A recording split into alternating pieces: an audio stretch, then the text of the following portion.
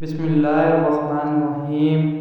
حضرت ابو ایوب انصاری رضی اللہ تعالیٰ عنہ سے روایت ہے کہ رسول اللہ صلی اللہ علیہ وآلہ وسلم نے ارشاد فرمایا کہ مسلمان پر 6 حق واجب ہیں۔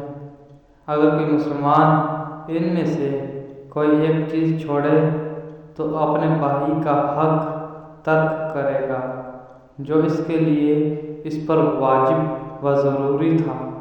نمبر 1، ملاقات کے وقت اسے سلام کرے۔ نمبر 2، جب وہ دعوت کرے تو قبول کرے یا جب وہ پکارے تو جواب دے۔